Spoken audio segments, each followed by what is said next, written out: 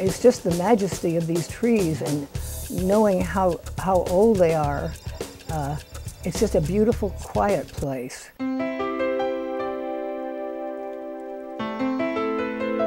Our life, our time, and our problems are so small compared to what these trees have lived through.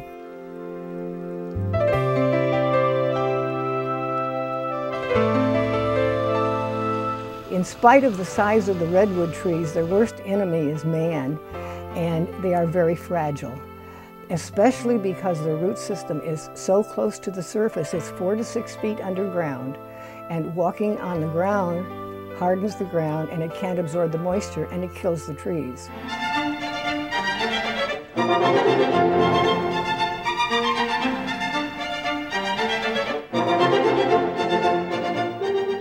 The redwoods are the main attractions in this symphony of light and color and shape and sound. 2 trees in particular stand out above the rest. Our tallest tree, when it was measured quite a long time ago, is the Parson Jones tree, and that's 310 feet, and it's 1,300 years old. The other keynote tree is the Armstrong tree, and that tree was measured at 308 feet, and it's supposed to be 1,400 years old. The age is approximate because we don't core the trees, to take out a core. It's based on this mathematical formula based on the circumference. The official position for taking in one of these giant creatures is hands on the waist, back arched toward the ground behind you, chin up, and eyes skyward. Trying to capture the size of the coast redwood on tape is a little like harpooning a whale with a toothpick. One cannot get back far enough to place the entirety of the tree in the frame. Filming from top to bottom presents another problem, whereas above the canopy, it's midday, but on the forest floor, it's midnight. In the last few years, they've been studying the crowns or the tops of the very old trees, and there's a whole world in the tops of these trees that's unbelievable. And we have plants and animals in the tops of the really old trees that never come down to the ground. You could say the redwoods are the skyscrapers of Big Bottom Valley. I grew up in New York City. I lived in San Francisco for a few years. I lived in Sacramento for many years. And I really appreciate being able to be away from the city a bit. I think, and it's, as Doris said, I think it's very important for everybody to have places like this, just for one's mental health.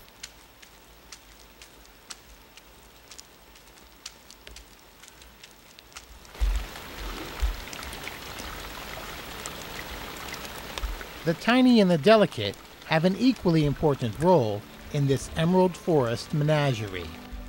The moss-covered trees gather light the way a peasant in a Diego Rivera painting gathers flowers.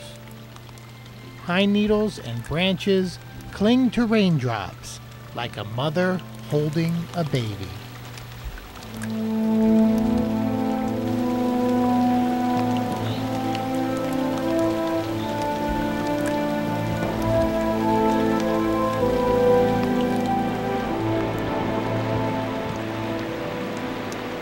The trees are growing along Fife Creek. It comes from springs in the hills and it goes down to the river. And when it flows down through the redwoods, it's a beautiful, beautiful scene and a beautiful sound.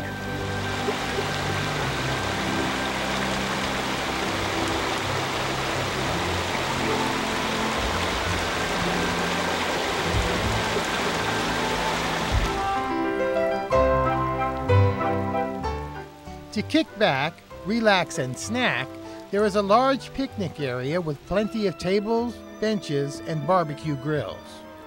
To help find your way through the forest maze, discover trails for every level of hiker. From steep inclines for the thigh burners to family-friendly paths for folks of all ages. You get something from being in the park that you don't get out in the world. It's a little place that's for itself, and I think that's especially important for the children, because so many of the children that come here don't know about nature and don't know about the park and don't get this feeling. I think that's really important for them to realize how precious it is here, that this has to be saved, it has to be here.